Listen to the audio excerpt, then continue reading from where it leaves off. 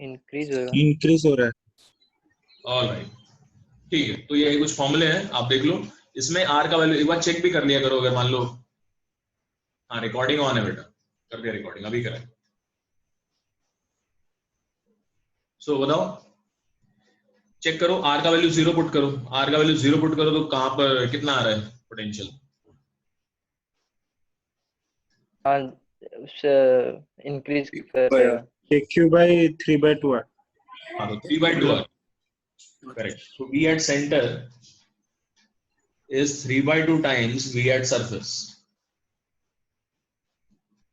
Surface पे कितना होगा? KQ/R होगा। इस फॉर्मूले से भी और इस फॉर्मूले से भी, दोनों से सेम आना चाहिए।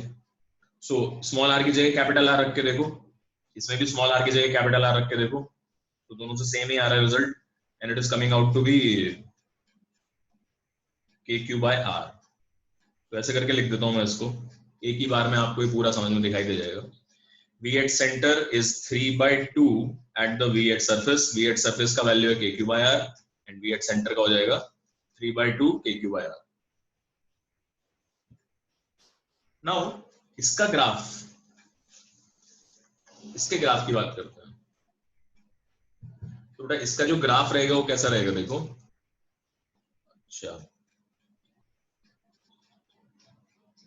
This is V, this is small r, फिर आपके पास सेंटर पर पोटेंशियल 3/2 KQ/R है, 1.5 टाइम्स KQ/R है, और सरफेस पे कितना है?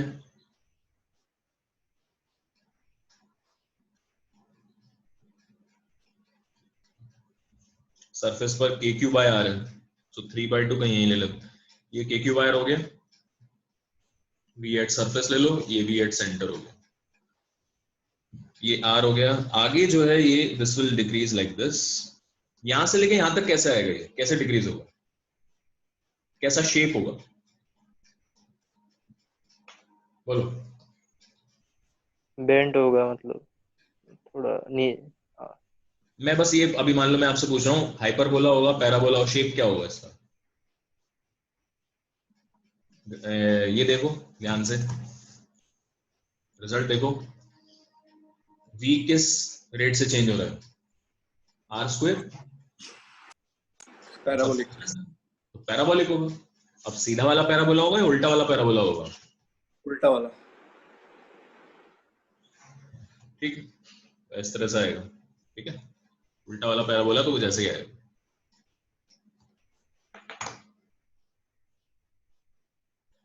यहां पर कॉर्नर आएगा कि नहीं आएगा?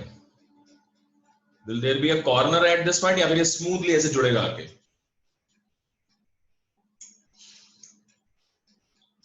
स्मूथली जुड़ेगा सर। और कैसे बोल सकते हो ये बात? क्योंकि V इनसाइड मतलब वो R² स्मॉल R² की जगह कैपिटल R² डाल देंगे, तो KQ/R आ रहा है, और V आउटसाइड में भी देखेंगे तो KQ/R आएगा, तो सेम वैल्यू आ रहा है। नहीं, सुनो, अगर वैल्यूज ही डिफरेंट आते तो जंप आता बेटा। वैल्यू सेम है तो they are connecting at the same point, jump नहीं है बीच में, कोई भी डिसकंटिन्यूअस नहीं है graph. But I am asking you about whether कि ये ग्राफ कुछ ऐसे रहेगा, मतलब कि स्मूथली आगे ज्वाइन हो गया, या फिर ऐसे आया और फिर अचानक से कुछ कॉर्नर बना यहाँ पर और फिर अलग तरीके से डिक्रीज होने लग गया। सो दोनों में ही वैल्यू सेम है। उससे थोड़ा इनफाइनाइटेसिमली पीछे जाएंगे तो जो वैल्यू आएगा, और उससे थोड़ा आगे जो जाएगा, दोनों में KQ/R में ज्यादा डिफरेंस नहीं आएगा। तो ज्यादा नहीं या अच्छा, ये नहीं हुआ क्या अभी? डिफरेंशिएबिलिटी नहीं हुआ तुम्हारा?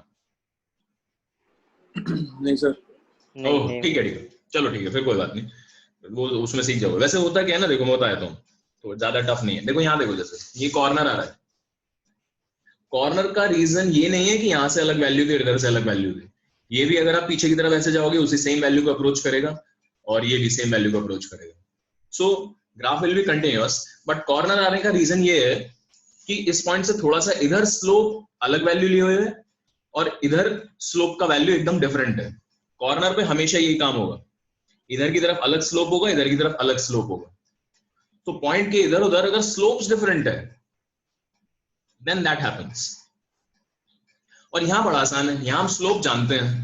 इस ग्राफ का स्लोप क्या देगा मुझे? dv/dr क्या देगा?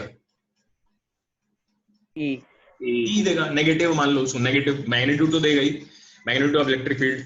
अब याद करो इसके पुराने वाले इलेक्ट्रिक फील्ड के ग्राफ, इसका इलेक्ट्रिक फील्ड का ग्राफ कुछ ऐसा हुआ करता था, 0 0 0 0, अचानक से जंप और फिर ऐसे, यानी कि इलेक्ट्रिक फील्ड इधर की तरफ 0 होती है और इधर की तरफ अचानक से कोई वैल्यू ली होती है।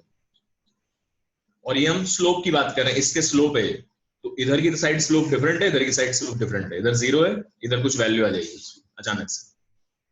जबकि इसका इलेक्ट्रिक फील्ड का ग्राफ कैसा होता था, ये कंटिन्यूअस होता था, ये ऐसे जाता था और फिर ऐसे जाता था। हाँ, इसके ग्राफ में कॉर्नर आ रहा है बट इट डजंट मैटर, हमें बस ये मालूम है दैट जो स्लोप है वो इस वाले पॉइंट के इधर और इधर बराबर है, क्योंकि यहां से वैल्यूज दिखेंगी मुझे। इसका स्लोप थोड़ा सा इधर जाओगे और थोड़ा सा इधर जाओगे तो सेम वैल्यूज है, मतलब सेम वैल्यू को अप्रोच कर रहा है। सो दैट इज व्हाई ये वाला ग्राफ स्मूथ होगा। तो अगर स्लोप में जंप आता है तो आपका नॉर्मल फंक्शन में there will be a corner. Slope अगर कंटिन्यूअस है, नो मैटर उसमें कॉर्नर है या नहीं, ग्राफ विल बी कंटिन्यूअस। तो ये ठीक है, अभी तुम और ज्यादा इसमें सीख जाओगे मैथ्स में, बट यहाँ पर ये वाली बात भी आपको दिमाग में रखनी है कि इस कंटिन्यूअस ग्राफ बनेगा, मतलब बिना कंटिन्यूअस तो बनेगा ही, this will also be a smooth graph, differentiable everywhere. ये पार्ट पैराबोला, ये पार्ट हाइपरबोला, तो पैराबोला यहां से गया उधर आके हाइपरबोला बन गया। ठीक है, आगे बढ़ जाए इसमें।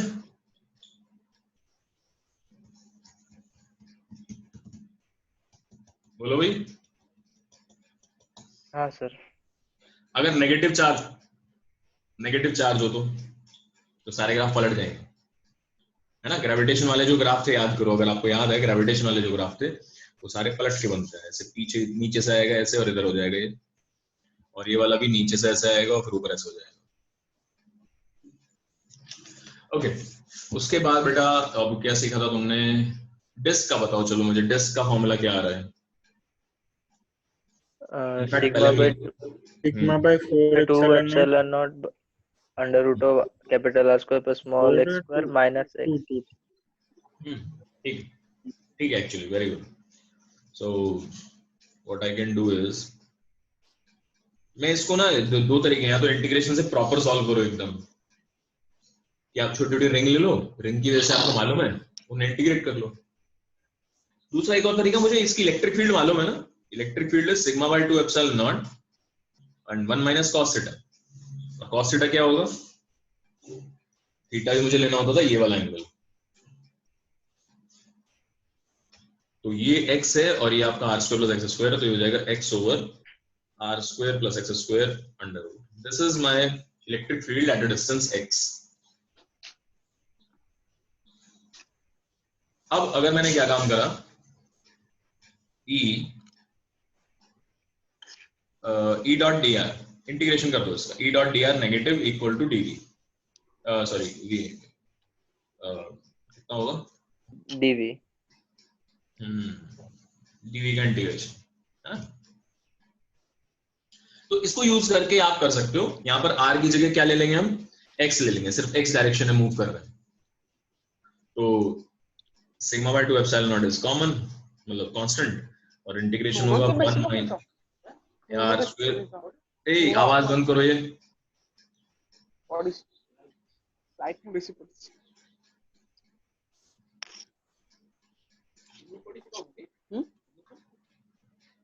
अभिषेक माइक बंद करो बेटा।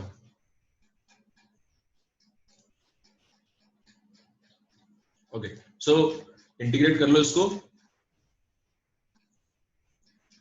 और कहां से कहां तक इंटीग्रेट करूंगा मैं इसको, इंटीग्रेट कहां से कहां तक करोगे बताओ। 0 से 0 to r। y फ्रॉम 0, ऐसा क्या खास बात है 0 में,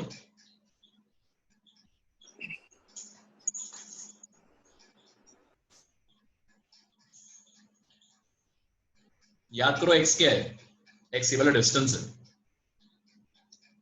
जब आप E डॉट डी आर लिखते हो, ई डी आर या फिर जो भी चीज है, ये चेंज इन पोटेंशियल आता है बेटा। एग्जैक्ट पोटेंशियल बनाना है तो यहां पर वही होगा, फाइनल पॉइंट का पोटेंशियल माइनस इनिशियल पॉइंट का potential. So you must put that value where the initial potential is known, तभी आपको फाइनल पॉइंट का पोटेंशियल मिलेगा। ये नोन वैल्यू होनी चाहिए। तो क्या आपको x इक्वल टू 0 पर यहां का पोटेंशियल मालूम है क्या पहले से? बोलो।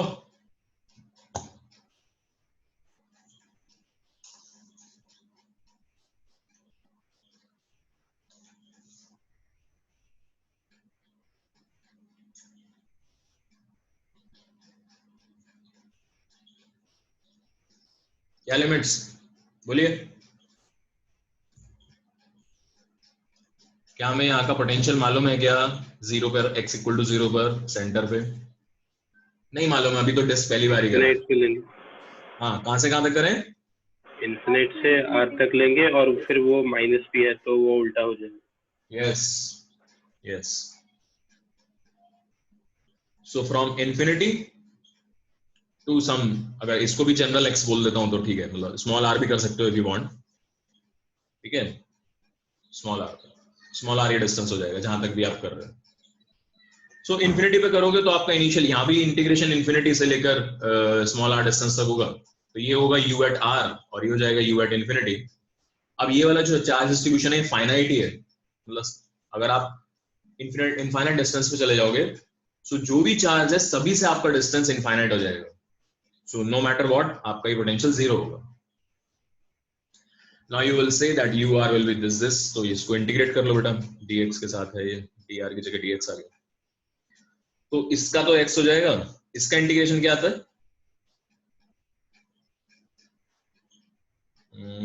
x की वैल्यू पुट कर दो कुछ, क्या पुट करूं? इसका तो dx हो जाएगा integration, so sigma by 2 epsilon not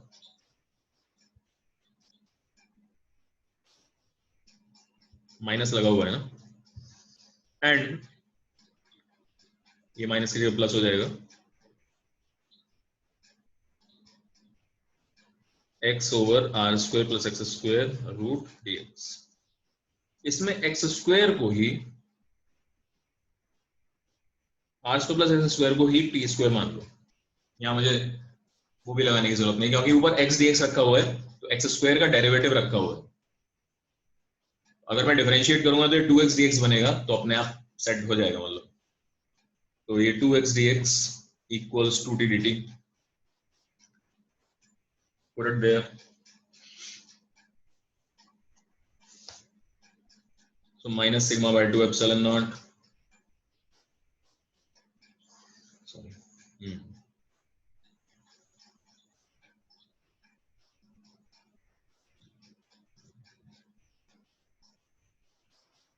ये क्या बन गया? नीचे t आएगा, ऊपर t dt आएगा, तो इंटीग्रेशन dt बन गया क्या ये? इंटीग्रेशन t dt और ओनली dt। अरे बताओ तो जरा इसको, क्या आ रहा है? सही आ रहा है ये? अगर मैं यहां पर पुट करता हूं x dx तो उसकी जगह तो t dt आ गया, नीचे क्या आ जाएगा? रूट t, t से t उड़ गई है, ठीक है। So integration dt will give you t, तो यहां पर तो आप x की लिमिट्स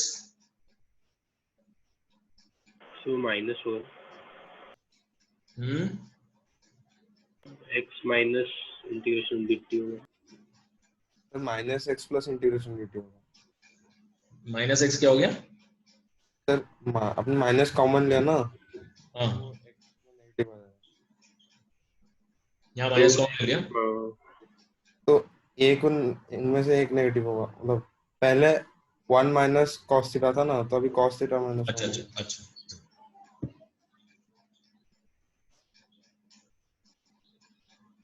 ओके। तो ये क्या आया बेटा, बताओगे जरा जल्दी से?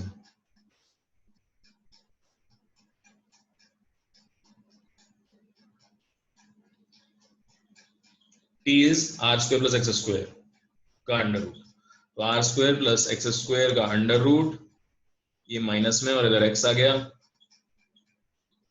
तो ठीक है, r तक करा था वैसे हमने इंटीग्रेशन, पर चलेगा। Sigma by 2 epsilon not, I think ये रिजल्ट आ रहा है क्या? सर या उल्टा नेगेटिव? उल्टा, ये नेगेटिव उल्टा, R square plus x square under root minus है माइनस ना, एक्स। माइनस बाहर लगा दिया, ठीक है ठीक है, ओके, तो माइनस लगा दिया हमने, तो sigma by 2 epsilon not R square plus x square root minus x,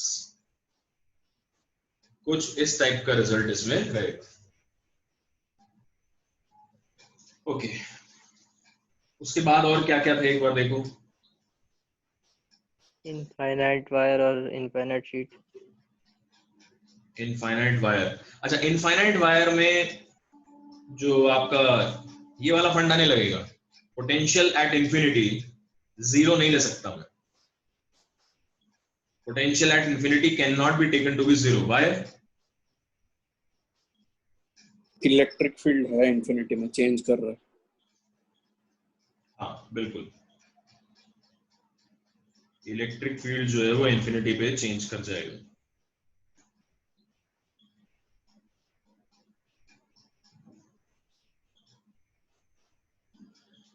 so infinite wire देखो फिर से, अब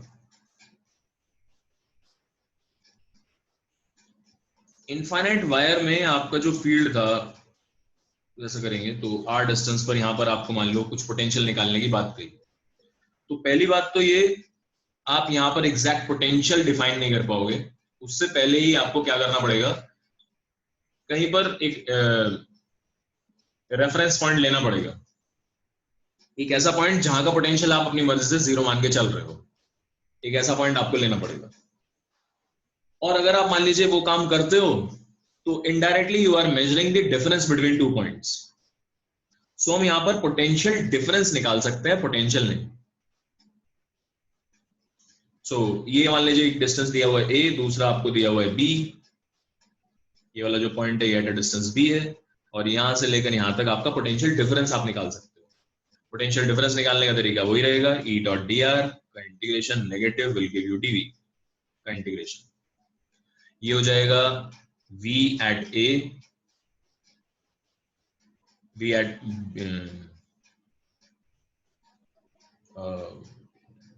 a minus v at b,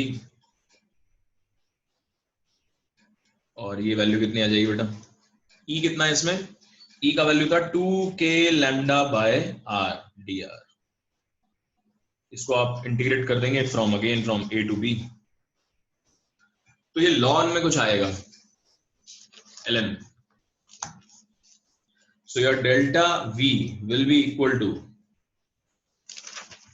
2k lambda dr by r है, तो ln b by a।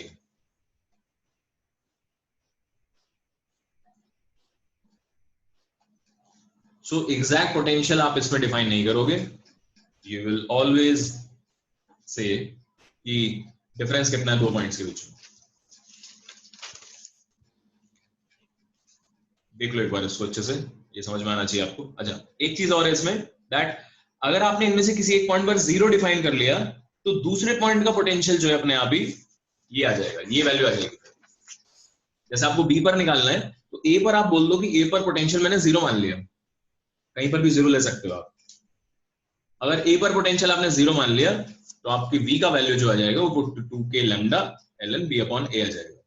इसमें a is the reference point for b, a के respect में v का पोटेंशियल, b पॉइंट का पोटेंशियल इतना हो जाएगा। अच्छा अब a छोटा है या b छोटा है उसके हिसाब से भी थोड़ा सा है इसमें एक पंगा, वो भी देखना पड़ेगा। देखो if this is positive, positive लेके चल रहे हैं इसको, तो इलेक्ट्रिक फील्ड इस डायरेक्शन में होती है, और आपको मालूम है that E is equal to minus DV by D R है, यानी जिस डायरेक्शन में पोटेंशियल बढ़ेगा उसके ऑपोजिट डायरेक्शन में इलेक्ट्रिक फील्ड होगी। तो इलेक्ट्रिक फील्ड अगर इस डायरेक्शन में तो पोटेंशियल इस डायरेक्शन में बढ़ेगा, ओके इस डायरेक्शन में बढ़ेगा, यानी कि पोटेंशियल कहां पर ज्यादा होगा, ए पर ज्यादा होगा, बी पर कम होगा, और धीरे धीरे कम होते चला जाएगा, कम होते चला जाएगा। ये वाली बात समझ रहे हैं सब लोग?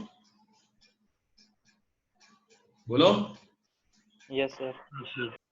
जी सर। ठीक। अच्छा और देखो, और इससे हम थोड़ा बहुत निकाल सकते हैं। तो यहाँ माइनस लगाना ठीक है क्या, ये बताओ।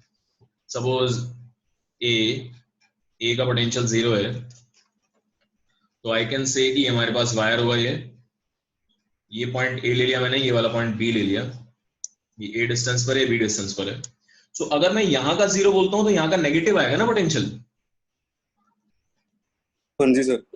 हाँ, सो नेगेटिव कब आएगा? आई शुड ये वाली जो वैल्यू है ये ऑपोजिट होनी चाहिए।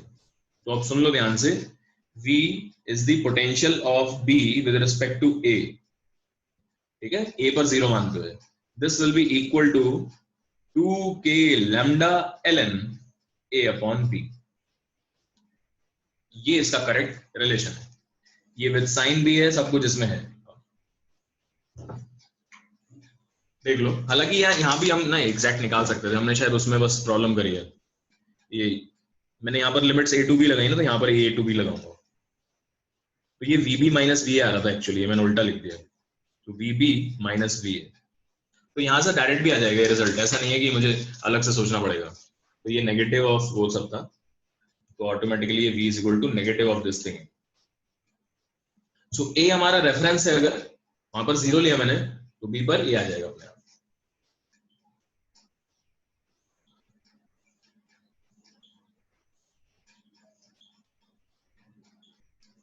इसमें किसी को कोई डाउट?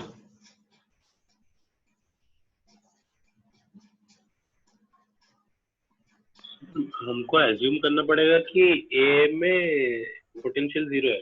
0 है, हाँ, ए के रेस्पेक्ट में आप या तो डिफरेंस है और बी का, या फिर ए पर 0 मानते हुए बी का पोटेंशियल है। एक और चीज इसमें भी बताता हूं, बट पहले ये चीज अच्छे से दिमाग में बैठा लो।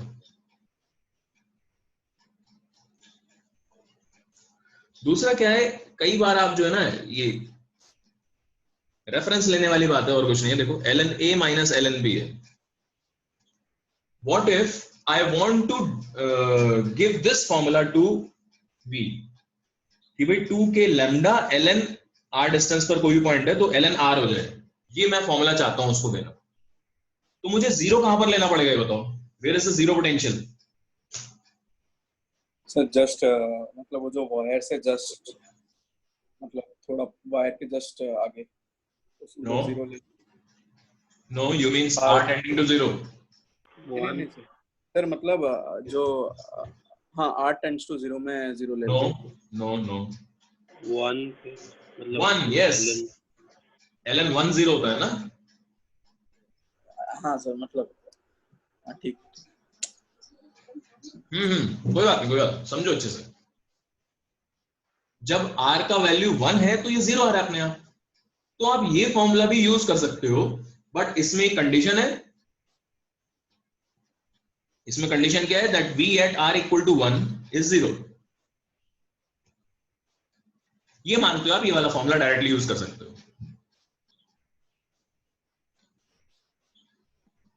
ये समझ में आ रहा है सबको?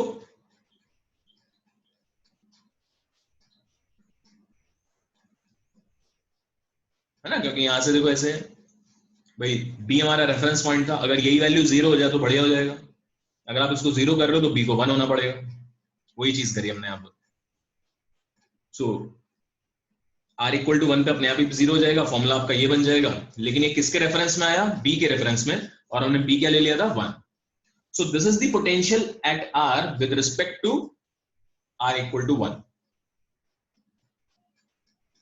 ठीक है, तो ये तरीके हैं इसको समझने के कुछ, और अल्टीमेटली तो यहाँ पर डिफरेंस ही आपको निकालना होगा। You can only find the potential difference. और अगर आप थोड़ा सा डीपली सोचो तो ये सब भी यहाँ पर भी जो हम निकाल रहे हैं ये सब डिफरेंस ही है एक्चुअली। ये मानते हुए बस ये वैल्यूज हैं, ये मानते हुए कि आपका पोटेंशियल इन्फिनिटी पे 0 था, तो अल्टीमेटली तो सारी डिफरेंस है। बस इस वाले केस में आप इन्फिनिटी पे 0 लेओगे अगर, तो बाकी सब जगह इनफाइनाइट हो जाएगा potential. You cannot define potential at infinity to be 0. Similarly, you cannot define potential at the wire also. At the wire पर भी आप 0 नहीं ले सकते हो इस वाले केस में, क्योंकि at the wire आपकी इलेक्ट्रिक फील्ड और बाकी तो अगर इलेक्ट्रिक फील्ड डिफाइन नहीं अच्छे से, आपका 2k lambda by r आता है, so r tending to 0 पर electric field is becoming infinitely large, undefined जा रही है। अनडिफाइंड जा रही है तो उस पॉइंट को रेफरेंस लेना इज नॉट गुड, मतलब नहीं ले सकते हम उसको रेफरेंस। तो वायर के ऊपर भी अगर आप 0 ले लोगे तो भी प्रॉब्लम आएगी। सो बीच में आपको कुछ पॉइंट्स उठाने पड़ेंगे।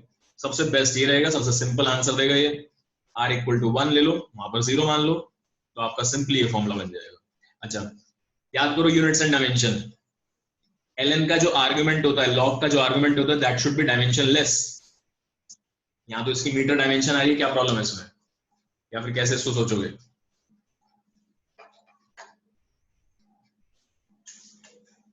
फिर से समझ क्वेश्चन। यूनिट्स एंड डायमेंशन में हमने पढ़ा था, ट्रिग्नोमेट्रिक फंक्शन हो या फिर कोई लॉगरिथमिक फंक्शन हो या एक्सपोनेंशियल फंक्शन हो, वो खुद भी सारे डायमेंशनलेस होते हैं, और उनके आर्गुमेंट्स यानी कि जिस पर आप वैल्यू कैलकुलेट कर रहे हो, they should also be dimensionless.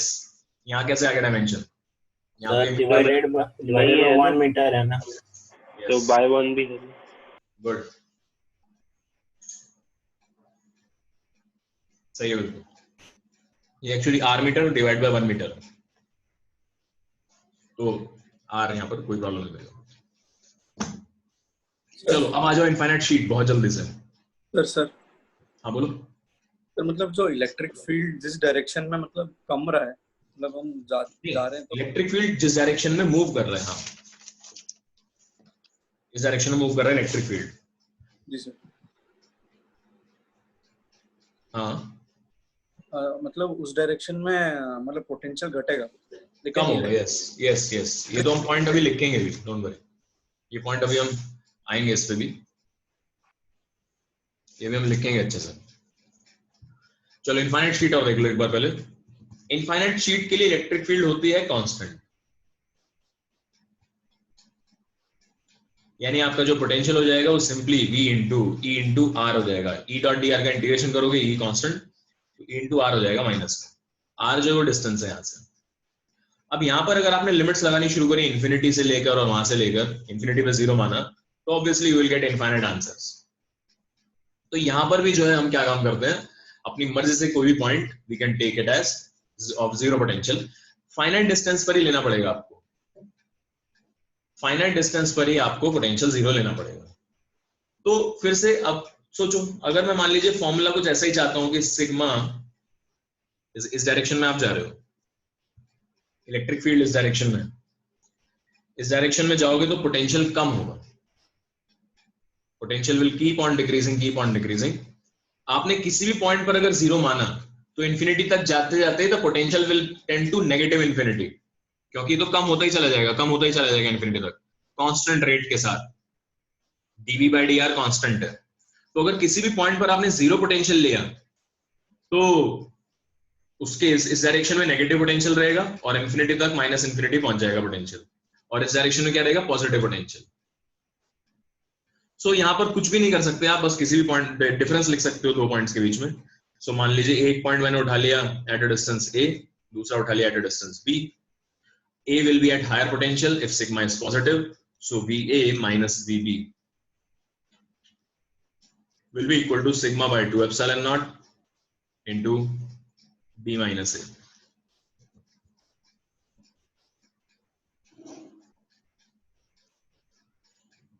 ठीक है,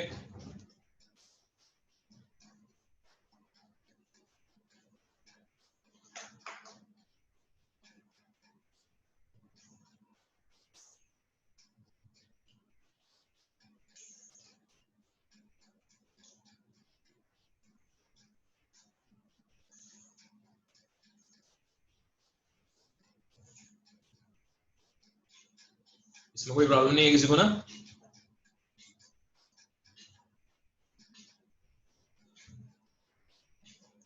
इसमें कोई प्रॉब्लम है किसी को?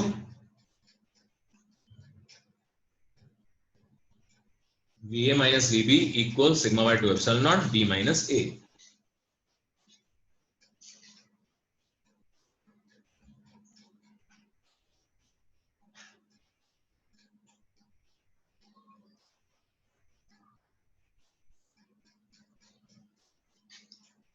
अरे आवाज आ रही है मेरी?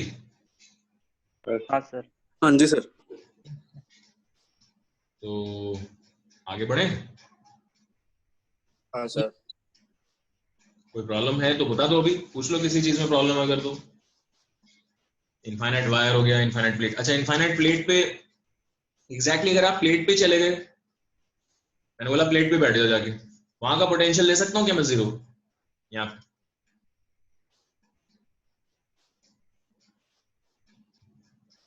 यहाँ का पोटेंशियल जीरो लिया जा सकता है?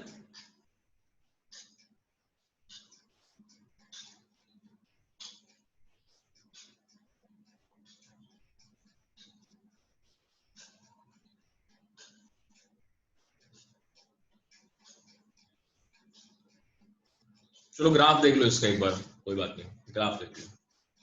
How will the graph of potential versus इस डिस्टेंस के अलोंग हम मेजर कर रहे हैं, तो वो मान लो क्या है, x है, मान लो x, और प्लेट जो है आपका वो यहां रखा हुआ है, इनफाइनाइट प्लेट यहीं पे रखा हुआ है, यानी x इक्वल टू 0 पर इनफाइनाइट प्लेट है, सिग्मा चार्ज डेंसिटी। अब मैं अगर b प्लॉट करना चाहता हूं इसका,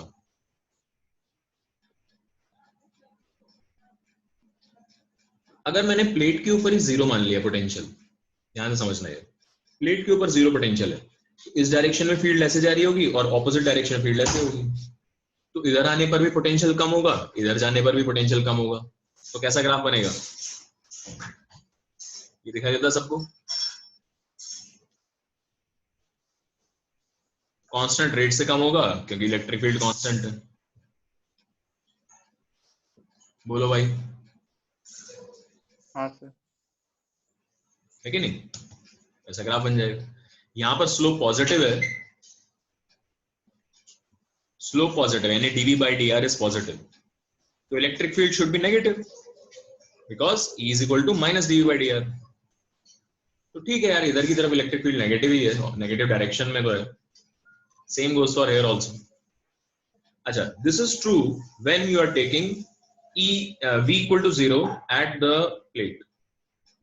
अगर मेरा मन हुआ कि मैंने इस यहां पर जीरो लेना है, मुझे मान लो यहां पर जीरो लेना है मेरे को, तो ग्राफ कैसे बनाओगे? अगर यहां जीरो लेना है मेरे को, मान लो v यहां जीरो होना चाहिए, तो ग्राफ कैसा होगा? समझने की कोशिश करना। यहां जीरो है, क्या होगा? तो वो शिफ्ट हो जाएगा, वो जो इसको ऐसे शिफ्ट कर दूं, ऐसे सही है?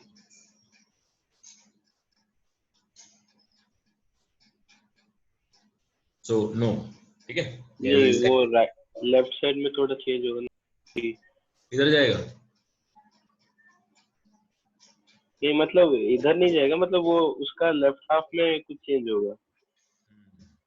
ओके, तो समझने की कोशिश करो इसको, लॉजिकली सोचो। यहाँ जीरो है, इधर जाने पे तो इन्फिनिटी हो ही रहा है, तो ठीक है, यहां से लेकर ये वाला ग्राफ तो सही है, इन्फिनिटी पे जाएगा ऐसे, है ना?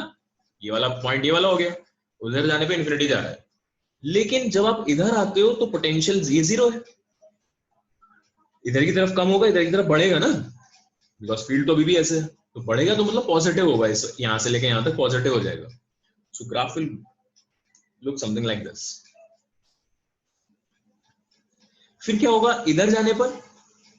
अब यहां पर तो फील्ड इस डायरेक्शन, इस पॉइंट से इधर की तरफ फील्ड ऐसे, अब इधर ऐसे, तो अगर आप जब इधर आ रहे थे you were moving opposite to the field, that is why potential was increasing. जब आप और इधर जाओगे तो you are moving along the field, means potential should decrease if you are coming in this direction. ये हो जाएगा। तो एक्चुअली इधर ना शिफ्ट होके आप इसको सोचना है ऊपर शिफ्ट हो गया। तो अगर आप कहीं और जीरो लेते हो, यहां जीरो ले लिया आपने, तो यहां पर पॉजिटिव मान लिया एक तरीके से आपने potential, eight this point the potential becomes positive. तो अगर आपने यहां जीरो लिया है ना, तो ऑटोमेटिकली उतनी डिस्टेंस पर इधर भी जीरो होगा। अगर आपने यहां जीरो लिया है तो इतनी डिस्टेंस पर इधर भी जीरो होगा। तो देख लो कैसे ये ग्राफ, जीरो मानने पर आपका पूरा ग्राफ ही चेंज होगा ऑब्वियसली। इसको दिमाग में बिठाओ बेटा अच्छे से, आपको दिखना चाहिए साफ साफ, मैं इलेक्ट्रिक फील्ड के अलोंग जा रहा हूं, ऑपोजिट जा रहा हूं, पोटेंशियल इंक्रीज होना चाहिए, डिक्रीज होना चाहिए, ये चीज समझ लो। इनफैक्ट लिख लो अभी, potential decreases in the direction of field, ये स्टेटमेंट लिख लेना चाहिए था वैसे हमें अभी तक, in the direction of field, field के डायरेक्शन में जाने पर पोटेंशियल डिक्रीज करता है।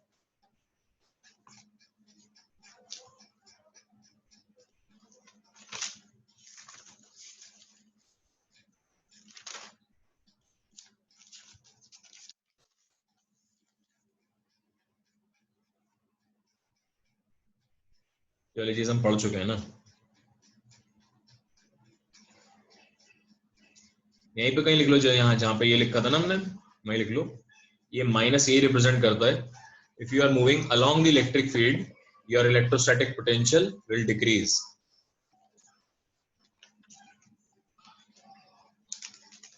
ठीक है, तो ये काम हो गया पूरा। अब आपको नॉर्मली जो जनरल चार्ज डिस्ट्रीब्यूशन है जो काफी कॉमन है उनके लिए वैल्यूज आपको मालूम है। कोई बचा है चार्ज डिस्ट्रीब्यूशन जिसके बारे में नहीं पता? सर बोलो। ये जो आपने अज्यूम किया कि शीट के ऊपर पोटेंशियल 0 है, सर ये एक्चुअल में क्या होगा? अगर हम शीट के ऊपर जाके पोटेंशियल डिफाइन करना चाहें तो क्या हम कर सकते हैं? एक्चुअल क्या होता है बेटा? एक्चुअल से क्या मतलब है तुम्हारा? सर मतलब शीट के ऊपर किसी भी पॉइंट पे पोटेंशियल कितना होगा सर? कैसे कैसे मतलब तुम क्या करोगे मतलब पता करने के लिए पोटेंशियल? मुझे सोच के बताओ ना कुछ। How will you do it? क्या एक्सपेरिमेंट रहेगा? तो मान लो चले गए, मैंने तुम्हें भेज दिया शीट पे, सब कुछ दे दिया मैंने तुम्हें, जो तुम्हें चाहिए सब है। Now what will you do to measure in fact the potential? क्या करोगे बताओ? सर पहले तो मैं पोटेंशियल एनर्जी निकाल लूंगा जब मैं उस टेस्ट पार्टिकल को इंफिनिटी से वहां पर लेकर आऊंगा, उसके परपेंडिकुलर एक्सिस पे रख के, और फिर वो जितना आया उसको मैं ये Q से डिवाइड कर दूंगा। तो मान लो तुम कोई इंस्ट्रूमेंट यूज कर रहे हो, वो हमेशा तुम्हें एरर दे देगा क्योंकि वो इनफाइनाइट आ जाएगा हमेशा।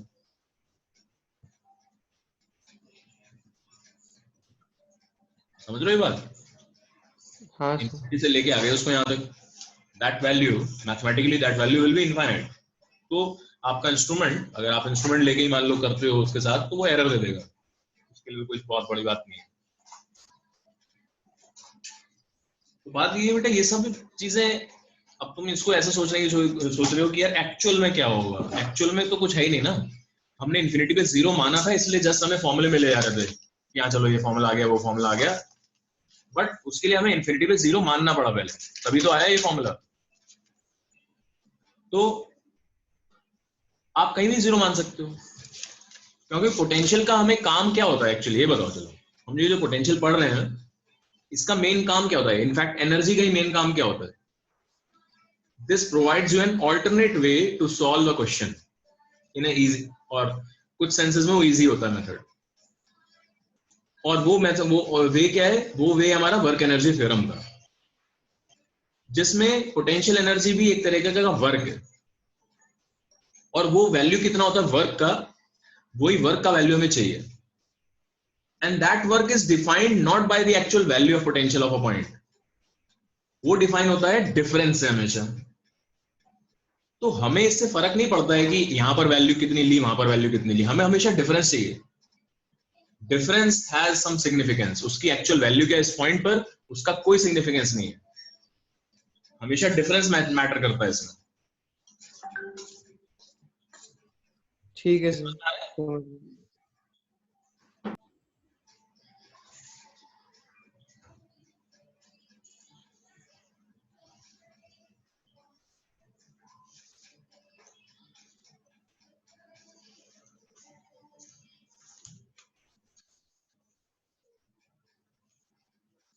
बेटा ये सब चीज हो गई, तो अब हम और थोड़ा सा आगे बढ़ सकते हैं। जैसे कि अब मैं तुम्हें इसी में कोई एग्जांपल देने की कोशिश करता हूँ। देखो, how will you draw the potential? There are 2 sheets plus sigma and minus sigma, और जिससे कि सभी लोग सेम ग्राफ बनाए इसलिए मैं तुम्हें बता रहा हूँ जीरो कहाँ लेना है। एकदम इसके बीचों बीच, दोनों डिस्टेंस के एकदम बीचों बीच, यहाँ पर there is an origin and you will take v at 0 equal to 0. How will the graph, ये इनफाइनाइट शीट है, दोनों इनफाइनाइट शीट है और ये डिस्टेंसेस दोनों d हैं। How will you draw v versus x? Try करो, v वर्सेस x ग्राफ बनाओ।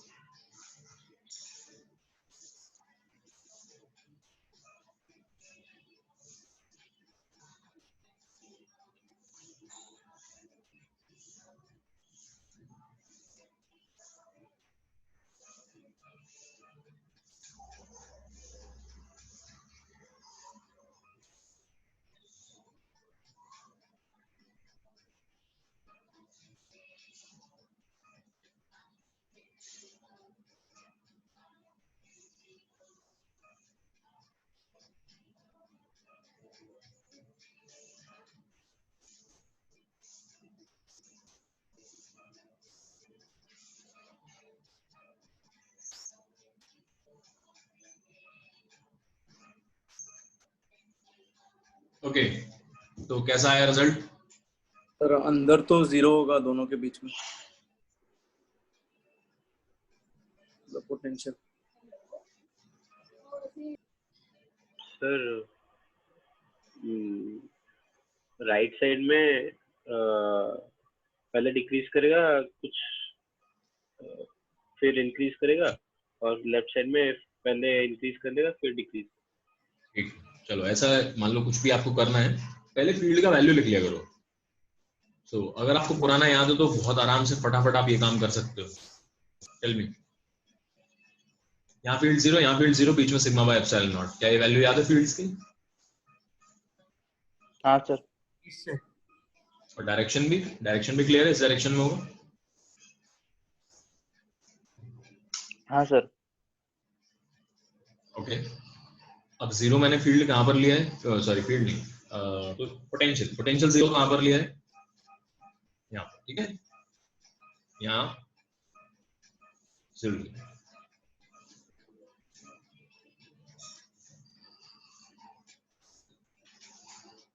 फील्ड इस डायरेक्शन में है, यानी कि इधर जाने पर पोटेंशियल कम होगा और कांस्टेंट रेट से कम होगा, बिकॉज फील्ड कांस्टेंट है, तो कम होगा, ये हो गया कम। इधर जाओगे तो बढ़ेगा, तो इधर जाओगे तो बढ़ेगा, तो बढ़ गया ऐसे, ठीक है। और उसका वैल्यू कितना होगा, फील्ड का वैल्यू कितना होगा अगर आप सोचो, minus sigma D epsilon not, ठीक है। और प्लस वाले का कितना होगा, plus sigma D epsilon not, है ना, फील्ड इनटू डिस्टेंस, क्योंकि फील्ड कांस्टेंट है। ये समझ आ रहा है?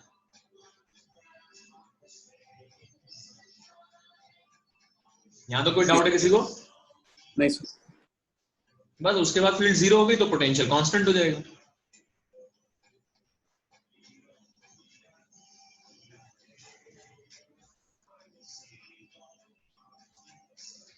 बोलो, ये बनाया सबने? जी सर। सर वो sigma d by 2 epsilon not है सर। कहां पर? ये वो डिस्टेंस डी है, दोनों हाँ, दोनों डी है। अगर टोटल डिस्टेंस 2d है तो, अदरवाइज आपको पता है यहाँ से जितने भी डिस्टेंस पर होगा वो मल्टीप्लाई करना पड़ेगा 0 से, ठीक है। तो ये थोड़ा सा आपको सोचना होगा हर उसमें, बट मेन जो फंडा है, मेन जो फैक्टर है वो आप समझो इसमें कि किस तरीके से चल रहा है। ओके, ऐसे ही मैं आपको मान लीजिए और देता हूँ, देखो इसका ग्राफ बना के दिखाओ। There is a shell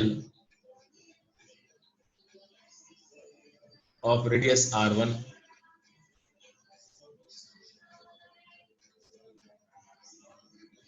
and charge q1. There is another shell of radius r2 and charge q2, and some relation is given to you. relation अभी लेकिन आपको ऐसे दिया है कि भाई दोनों पॉजिटिव चार्ज है, ऐसे मान के बनो। इसका v वर्सेस r ग्राफ बनेगा। अच्छा, इसमें अंडरस्टूड है, जब ऐसा कुछ रहेगा ना तो अंडरस्टूड है जीरो कहां पर है, जीरो इंफिनिटी पे ही अंडरस्टूड। तो अब इसका बनाओ, इसका ग्राफ सोचो कैसा बनेगा।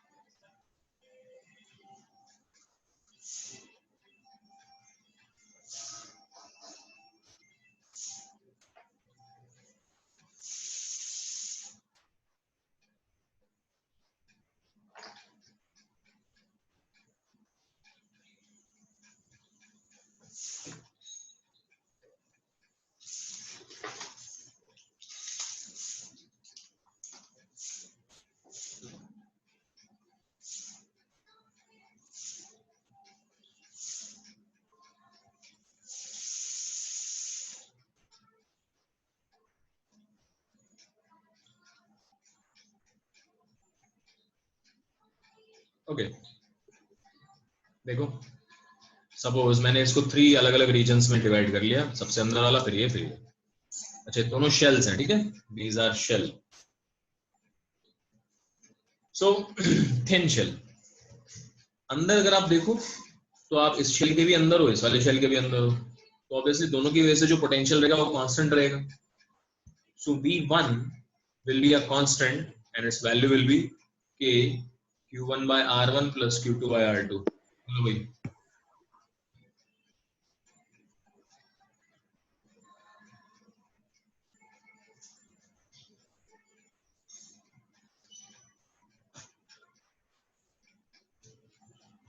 ये क्लियर है? Yes sir.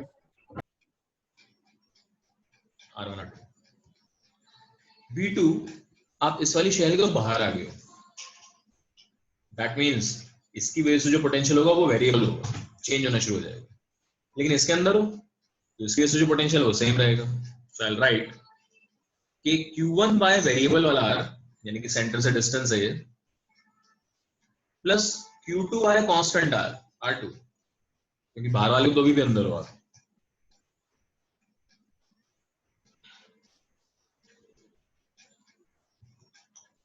और अगर आप एकदम बाहर का पोटेंशियल लिख रहे हो यहाँ का, तो ऑब्वियसली आप दोनों शेल के बाहर हो, तो Q1 by R plus Q2 by R direct लिख दूं, वेरिएबल R, ठीक है, जो भी डिस्टेंस आप बाहर जा रहे हो, from the centre, always from the centre.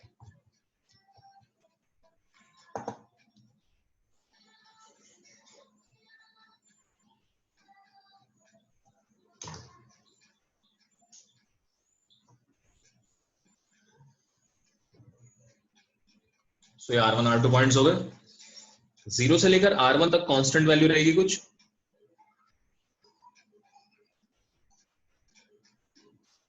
उसके बाद डिक्रीज होना शुरू होगा 1/r के रेट से, इस तरीके से ऐसे, फिर कॉर्नर आएगा अगर ऐसे। तो ये वाला ग्राफ जो है ना वो भी हाइपरबोलिक है, ये भी हाइपरबोलिक है, बट यहाँ पर दोनों के स्लोप्स जो है वो डिफरेंट, अचानक से चेंज होंगे, कॉर्नर आएगा।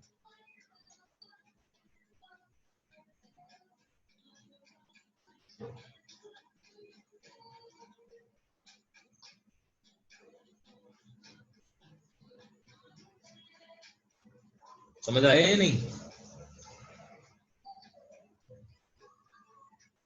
कॉर्नर क्यों आएगा ये क्लियर है क्या बेटा सबको?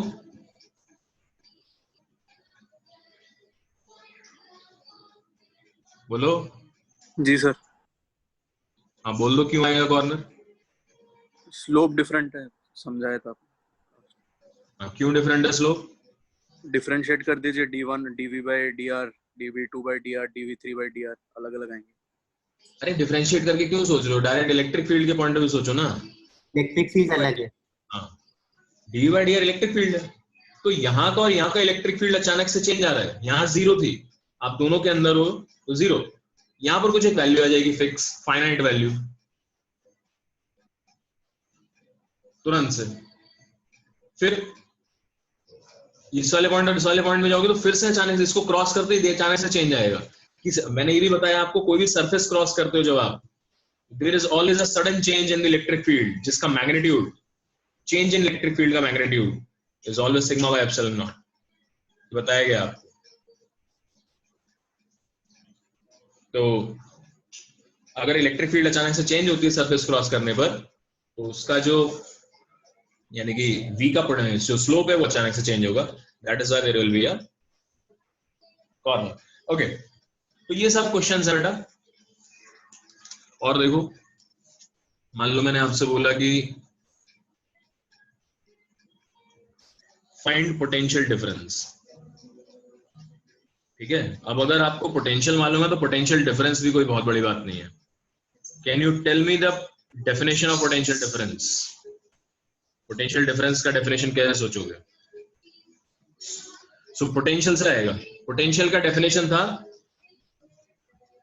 Amount of work done from infinity to a particular point, और हम चार्ज लेके आ रहे थे यूनिट पॉजिटिव। पोटेंशियल डिफरेंस का क्या होगा, amount of work done from one point to another point और again for a unit positive charge. तो पोटेंशियल डिफरेंस में इंफिनिटी से ना आके एक पॉइंट से दूसरे पॉइंट पे जाओगे आप यूनिट पॉजिटिव चार्ज लेके, that will become the definition of potential difference. तो लिखने का बिल्कुल जरूरत नहीं है, जहां पर आपने पोटेंशियल लिखा था उसी की डेफिनेशन में फ्रॉम इंफिनिटी की बजाय from one point to another point करना है, तभी इसका नाम है पोटेंशियल डिफरेंस। तो अब देखो इसमें आगे क्या करेंगे हम। पोटेंशियल डिफरेंस अगर आपको जानना है तो सबसे पहले तो सिंपल केस यही देखो, जैसे एक मैंने यहां पर स्फीयर रखा, दूसरा ये रखा, एक दूसरे के साथ इतना दूर है ये सच दैट एक दूसरे को इन्फ्लुएंस नहीं करते, कोई इंडक्शन वगैरह नहीं होता। इस पर चार्ज Q1 है, इस पर चार्ज Q2 है, इसका रेडियस R2 है, इसका रेडियस R1 है। What will be the potential difference between these two spheres? Shell है दोनों, shell.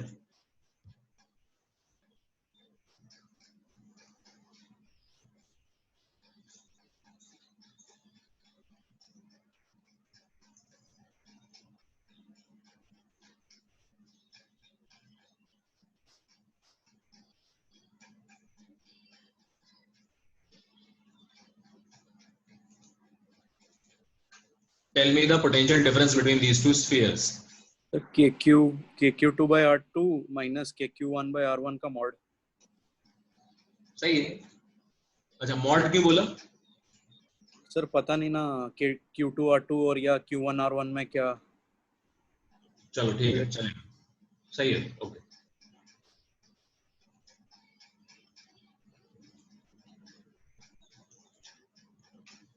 अब इसमें देखो अच्छे क्वेश्चन क्या बनते हैं। मेन जो हमारा पोटेंशियल वाला निकालने वाला पार्ट था ना वो हो गया खत्म। अब इसमें और भी केस बना सकता हूं मैं, 2 की बजाय 3 दे दूं तुमको, 3 की बजाय 4 दे दूं, तो सब में तुम्हें बस वही करना है सॉल्व। जो मेन चीज आती है ये आती है basic fundamental, charge flows from higher potential to lower potential. ये फंडामेंटल है इसका, जो कि आपने 8th 9th 10th सब में पढ़ा होगा आराम से। If I connect both of these spheres using a wire and both of the spheres are kept far apart such that ये डायरेक्टली एक दूसरे को इन्फ्लुएंस नहीं करते, बट ये कंडक्टिंग वायर मैंने लगाया है जिसकी वजह से मतलब चार्ज कैन फ्लो। और अब मैंने आपको रिलेशन दे दिया that R1 equals to R2 equals to R0. सो मेरा R0 जो है वो कुछ एक नंबर होगा, आपको ये रिलेशन दिया है. Similarly Q1 equal to 3Q2 equal to 3Q0. सो हमारे जो रिजल्ट्स हैं वो अब Q0 और R0 में आने चाहिए. तो मैंने क्या काम करा, इन दोनों स्फीयर्स को I have connected using a conducting wire. Find the final charges on both the sphere.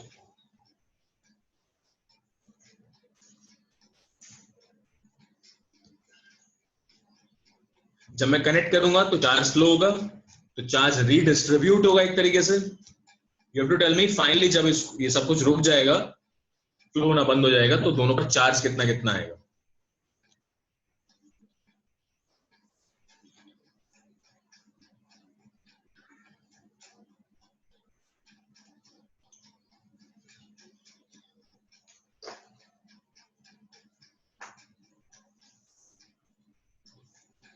आप जो भी आप आंसर करोगे वो R0 Q0 इनके टर्म्स में रहना चाहिए.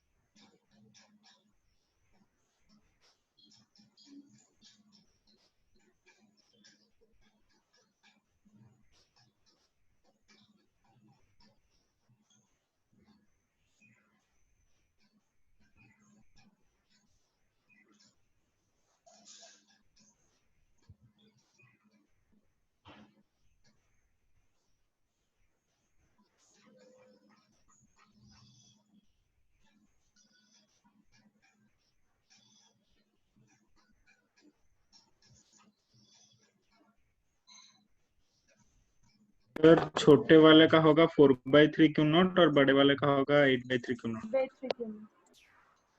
ओके, तो आई होप ये तरीका मालूम है सबको. जब आप फाइनल चार्ज निकाल रहे हो तो क्या होगा, कब रुकेगा चार्ज, फ्लो करना कब जब रुकेगा? पोटेंशियल डिफरेंस 0 हो जाएगा. Okay, good, very good. So दोनों का पोटेंशियल डिफरेंस इक्वेट कर दो, फाइनल चार्जेस कुछ मान लो, और बस टोटल चार्ज जो है वो आपका पता होना चाहिए आपको. तो लेट अस से मैंने अभी बोला कि फाइनल जो चार्जेस हैं वो कैपिटल Q1 और कैपिटल Q2 हैं. First relation will be that इनका जो सम है चार्ज कंजर्वेशन.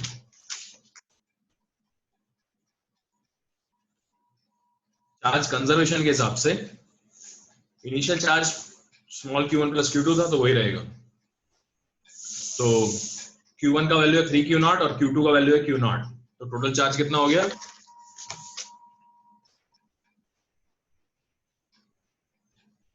4Q0. ठीक है, initial charge Q2 was Q0 and Q1 was 3Q0. और उसके बाद फाइनल पोटेंशियल कैसे लिखोगे आप? फर्स्ट वाले का पोटेंशियल होगा KQ1 by R1 and how much is R1? R1 भी दिया हुआ है आपको, R1 is 2R0. So 2R0 and V2 will be दूसरे का KQ2 over R2. R2 कितना है? R0. Equate both of them.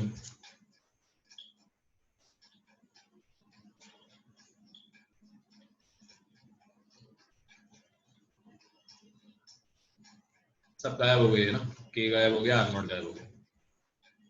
Ratio आ गया Q1/2 इक्वल्स टू Q2. ठीक है, अब दो इक्वेशंस हैं आपके पास, दोनों का एडिशन एंड दोनों का रेशियो. आई थिंक इससे आसान अब कुछ नहीं है, निकाल लेंगे.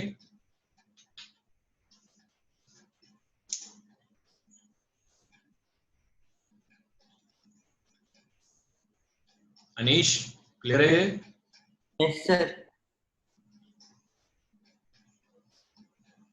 दिव्य ज्योति, ओके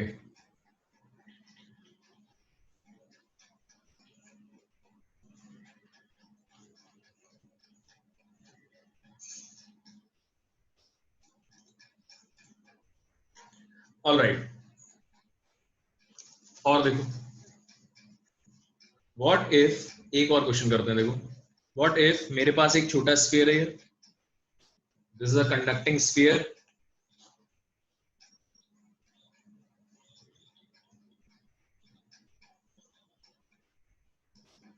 और मैंने ये कंसेंट्रिक एक और ले लिया स्फीयर इसके अराउंड, इस पर चार्ज Q1 है, इस पर चार्ज Q2 है, इसका रेडियस R1 है, इसका रेडियस R2 है। अगर मैंने इन दोनों को कनेक्ट किया then what will happen?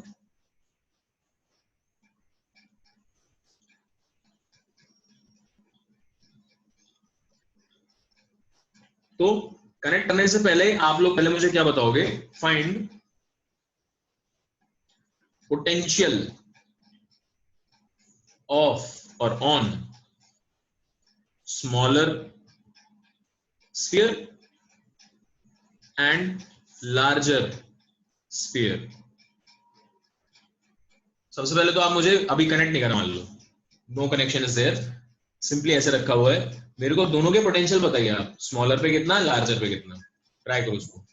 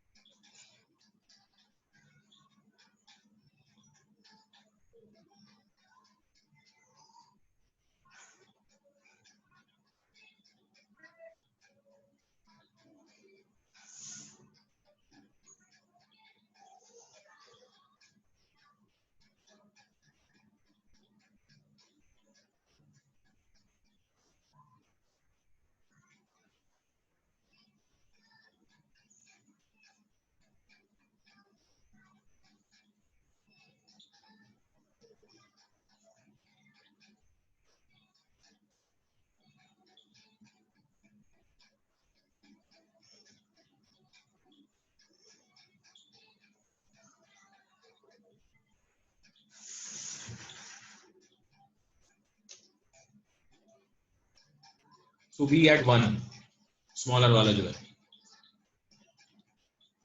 Tell me the value of V1। Connection नहीं किया अभी हमने, तो V1 कितना होगा? K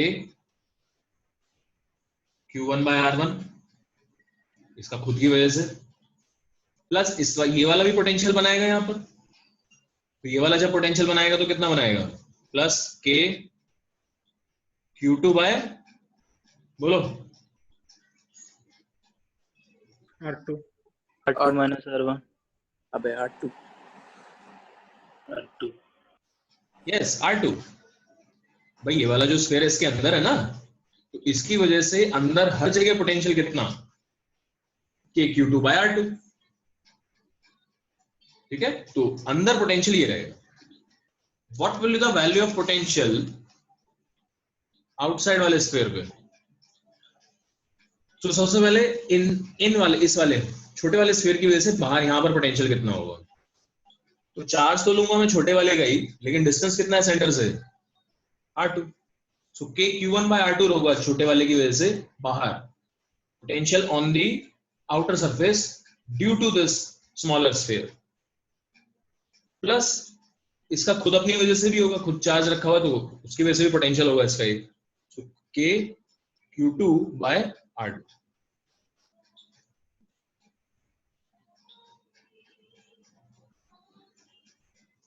इस वाले रिलेशन में और इसमें कोई प्रॉब्लम है किसी को? ये दोनों देखो और बताओ मुझे।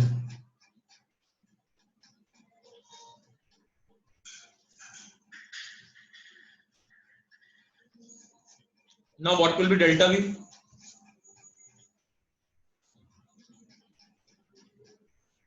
डिफरेंस इन पोटेंशियल क्या है दोनों का?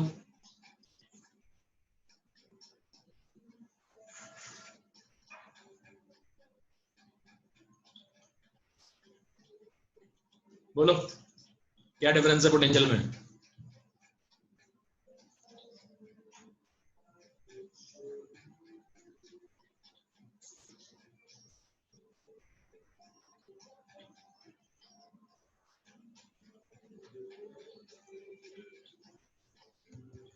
अरे बोल दो जल्दी से, सब्ट्रैक्ट करके बता दो भाई कोई जल्दी। Sir 1/R2 minus 1/R1। Okay, तो पॉजिटिव वैल्यू लिखनी है तो मैं इसलिए ऐसे लिख रहा हूँ 1/R1 माइनस 1/R2,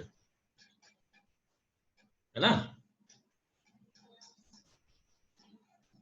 बड़ी खास बात है कि ये सिर्फ Q1 पे डिपेंड कर रहा है, Q2/R2 कैंसिल हो गए, तो सिर्फ Q1 पे डिपेंड कर रहा है। K Q1 1/R1 minus 1/R2 करना भी चाहिए।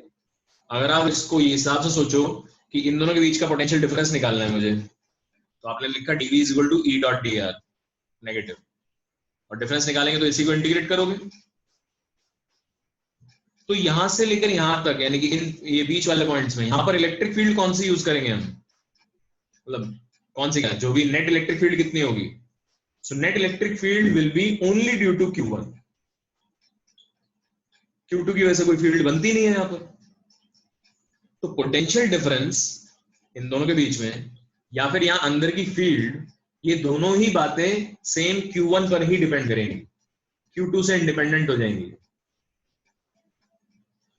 So delta V is independent of outer charge,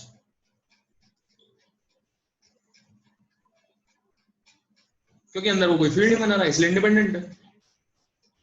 और अब आप इस बारे में सोच सकते हो, क्वेश्चन सोचो ध्यान से, अगर मैंने इन दोनों को कनेक्ट कर दिया, कनेक्ट करने का मतलब कंडक्टिंग वायर से, तो करंट फ्लो होना शुरू हो जाएगा।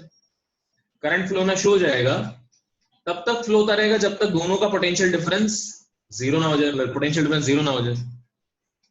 दैट मींस ये वाली वैल्यू को जीरो करना है मुझे। तो ये वाली वैल्यू जीरो होने का मतलब क्या चीज जीरो होगी यहां पर,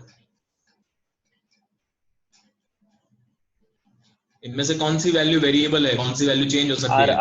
आर की वो डिफरेंस जीरो होनी चाहिए। अच्छा, तुम्हें क्या लगता है, मतलब इन दोनों को कनेक्ट करूंगा तो ये इनका रेडियस चेंज हो जाएगा? नहीं, उनके बीच में नहीं, कुछ भी नहीं हुआ। ये क्यू चेंज होगा ना, चार्ज।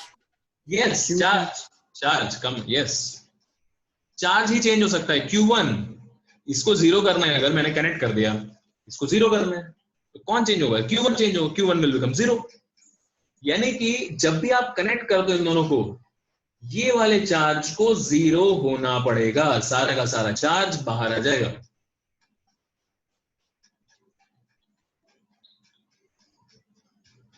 क्या ये बात समझ में आई, ये रिजल्ट समझ में आया?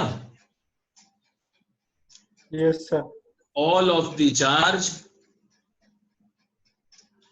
from inner sphere कहां पहुंचेगा? Will move to outer sphere। Sir थोड़ा और एक बार थोड़ा बोलेंगे, थोड़ा वॉइस कट रहा था आपका। वो डेल्टा वी इज इंडिपेंडेंट। हाँ देखो देखो, कोई बात नहीं, देखो डेल्टा वी तो समझ में आ गया ना, ये वैल्यू कितना है, कैसा आया था? जयान, ये समझ में आ गया था? हाँ जी सर, हाँ जी सर। सो उसके बाद क्या था, हमने बोला कि अब इन दोनों को कनेक्ट कर दिया, मैंने कनेक्ट कर दिया तो चार्जेस चेंज होंगे, कुछ चार्ज फ्लो करेगा इधर उधर। चार्जेस फ्लो करेंगे जब, तो हमें ये देखना है कि what should be the value of Q1 here such that this become zero. Delta we को जीरो ना है, और डेल्टा वी जीरो जो है तभी हो सकता है जब आपका ये चार्ज जीरो हो जाए, क्योंकि बाकी सब कांस्टेंट है। एक पर्टिकुलर किसी भी एक सिस्टम के लिए रेडियस चेंज नहीं होंगे इनमें, है ना, के तो कांस्टेंट है ही, और ये वाला जो फैक्टर है ये भी कांस्टेंट है। So the only variable thing is charge, charge he flow कर रहा है। तो ये जीरो तभी होगा जब Q1 जीरो होगा। पोटेंशियल डिफरेंस डिपेंड कर रहा है सिर्फ इसके चार्ज पर, इस पे फर्क नहीं पड़ता, इस पे चार्ज हो ना हो, नेगेटिव चार्ज हो पॉजिटिव चार्ज हो, इट वोंट मैटर कि कितना चार्ज है इसके ऊपर। डिफरेंस जो लेके आ रहा है वो सिर्फ अंदर वाला चार्ज लेके आ रहा है। कनेक्ट करने से मुझे जीरो पोटेंशियल करना है अगर, तो अंदर वाले चार्ज का एब्सेंट होना जरूरी है, जीरो चार्ज होना चाहिए। जीरो चार्ज हो जाएगा तो पोटेंशियल डिफरेंस भी जीरो हो जाएगा। जी सर, जी सर।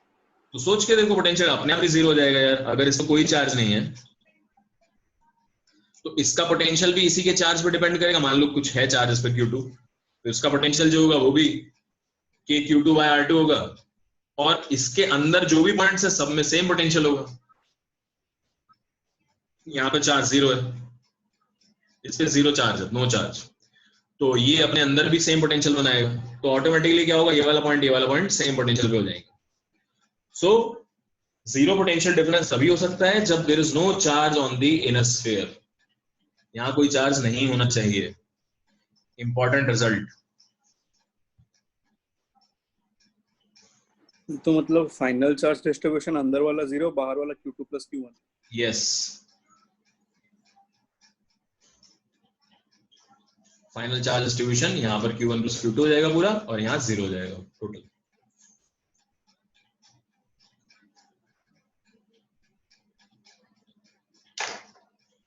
तो आज यहीं तक रखते हैं इसको। पोटेंशियल आपने आज सीखा है, सब अलग अलग चीजों का, बॉडीज का पोटेंशियल डिफरेंस का थोड़ा सा फंडा सीखा है, ये इंपॉर्टेंट रिजल्ट सीखा है।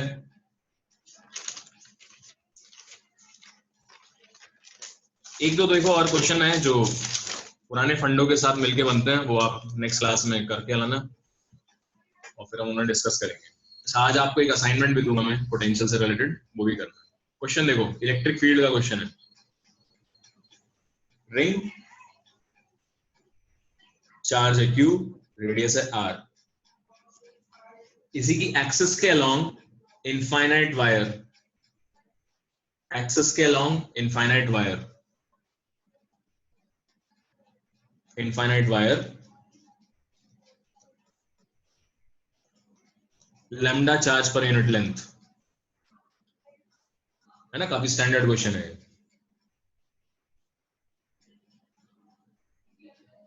नेट फोर्स कितना होगा दोनों के बीच में?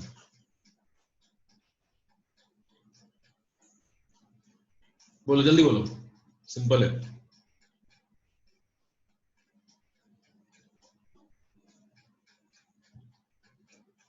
और वो सिग्मा इंटू मतलब लैम्डा इंटू 5।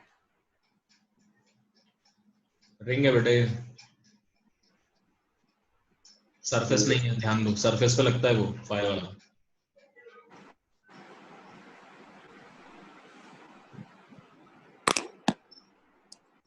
काफी सिमेट्रिक है चीज, देखो ध्यान से देखो। अगर आप फोर्स का डायरेक्शन ही सोच के देखोगे ना तो ही रिजल्ट आ जाएगा। फोर्स का क्या डायरेक्शन होगा अगर आता है तो? किसी भी एक के ऊपर फोर्स किस डायरेक्शन में आना चाहिए?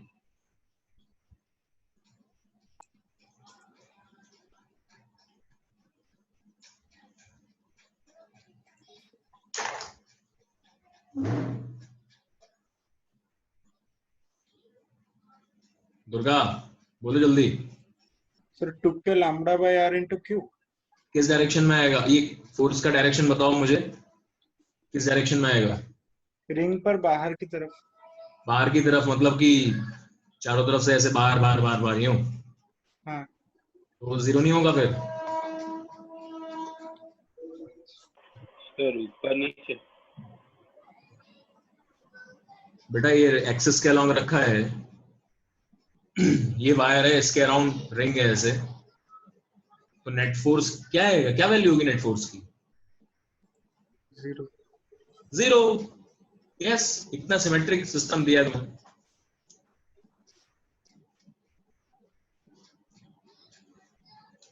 फिर से ring and semi infinite wire is there, ये आप करेंगे। This is a semi infinite wire, इसका एक एंड सेंटर पे ही है, रिंग के सेंटर पे। सो बाकी सब वैल्यूज आपको दिए हैं, R है, ये Q है, इस पर lambda charge per unit length है, and this is semi infinite. इसका वैल्यू आप निकालेंगे मुझे, फाइंड द फोर्स।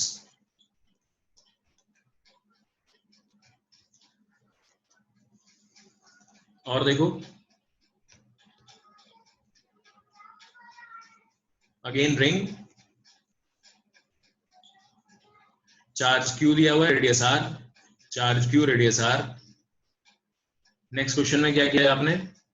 एक छोटा सा स्मॉल चार्ज रखा है, small q, and mass m का एट द सेंटर।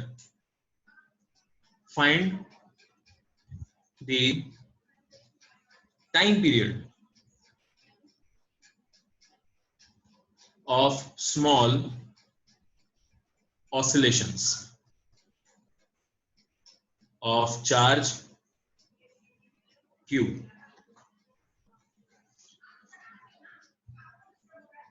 ओके, तो इसमें लेकिन अभी एक दो पार्ट्स बनेंगे इसमें, दो केसेस हैं। एक केस है when the ring is fixed, ring fixed होगा तो क्या करना है, एंड कोई नहीं, रिंग फिक्स नहीं है, रिंग इज फ्री, और रिंग का मास जो है आपको दिया हुआ है, रिंग का मास है कैपिटल एम। ग्रेविटी वगैरह कुछ नहीं है देखना आपको। अच्छा, इनमें से एक पॉजिटिव और एक नेगेटिव भी लेना पड़ेगा बेटा, उसके बिना नहीं होगा ना। तो ये नेगेटिव चार्ज है, नेगेटिव चार्ज है। सो ये पॉजिटिव चार्ज की रिंग है Q, उसके सिमेट्रिकली बीच में आपने एक लिखा है, एक दूसरा चार्ज लिया है, इसको छोटा सा ऑसिलेशन करा है, मतलब छोटा सा डिस्प्लेसमेंट करा है इसका, ये ऑसिलेट करना शुरू कर देगा क्योंकि रिंग इसको खींचेगी अपनी तरफ बार बार। And in all these cases you must neglect gravity.